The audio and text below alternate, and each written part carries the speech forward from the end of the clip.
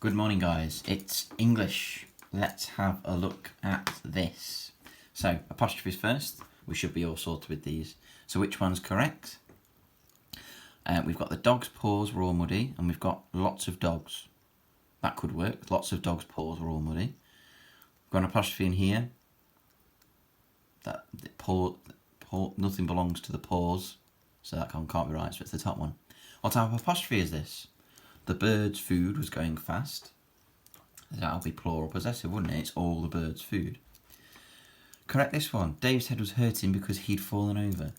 Well, unless there's lots of Daves and they all have one head, which I doubt, it should be a singular possessive, so before the S. And also here, it needs to go between the E and the D because it's contracted from he had. Commas up here. To cope with the stress, Dave started listening to music. So to cope with the stress, comma. That's the front of the verbial. And it's reason, isn't it? So reason. Why do you listen to music? To cope with the stress. Oh, it's Dave. You just need a comma in there for interjection. And then correct this one. If that's all you want, that'll be £4.23. So some weird commas being used here. You don't need a comma there, so there's no need for that comma there. But it starts with an if, and now an if is a subordinate conjunction. So this is clearly starting with a subordinate clause. If that's all you want, comma, that will be £4.23. Remember, you can swap that round. That'd be £4.23 if that's all you want. Lovely. Quick fire. Think of 3 root words with the prefix sub. So think of 3 root words where you can have sub as a prefix. So you could have marine for submarine. I want the root word. Merge, which means to come together. You could have submerge, which means to go underneath. Submarine, submerge. You can have a think of a few more. What is the difference between powerful vocabulary and powerful language? Well, powerful vocabulary is like an individual word that is very good. So a really high level word. So instead of saying bright, gleaming, that would be different. Powerful language, remember, is where lots of things together make good language. So that could be some figurative language, so similes or personification. So remember, powerful vocabulary is kind of like the jigsaw piece. Powerful language is where all the pieces are put together and it creates this great thing. Okay? So powerful language is because of lots of powerful vocabulary.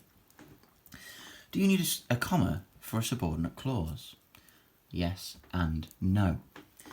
Yes, if your subordinate clause is at the start of your sentence. No, if your subordinate clause is at the end of your independent clause, so at the end of your main sentence. Hopefully you spotted that.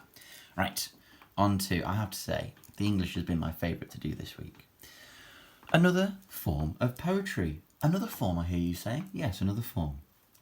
So, like I've said, my example is going to be linked to lockdown and things like that. Just it's to make things fun, to make things meaningful, to get your experiences down. And it might help cope with things at the moment. It might not. So it's up to you what you do it with. But it'd be fun if you had one or two that link to it. Now, a free verse can be really tricky or really simple. I think children find free verses really hard because there are literally no rules. It's free. That's why it's called a free verse. So there's no need for rhyme. If it rhymes, it doesn't matter. But there's no need for rhyme. There's no rhythm on the lines involved. No syllable count. It is literally all about how it is delivered.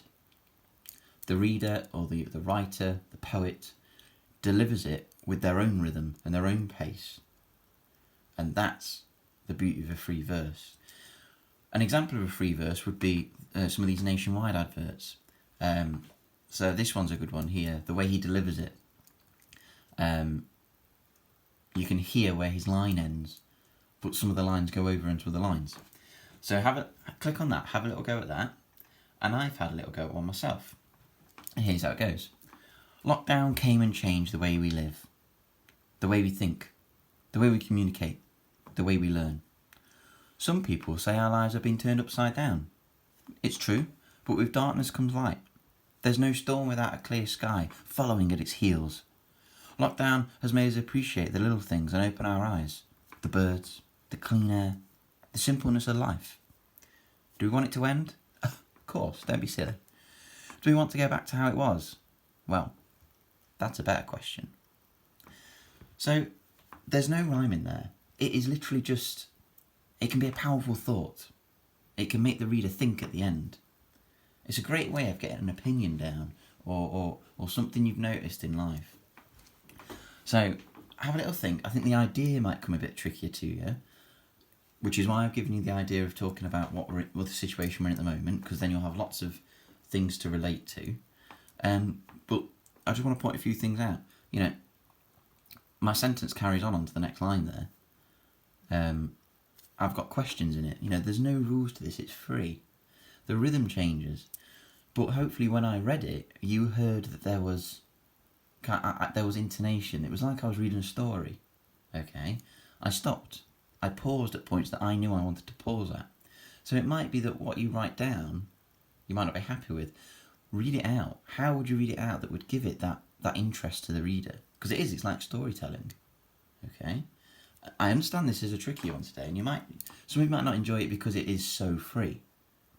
But have a look at the video, have a read of mine, and pick up how there's no rule in here, and just enjoy having a little play around. If there's no rules, surely it can't be wrong. That's my theory. Right, have a go. Don't forget to send me them if you've had a go.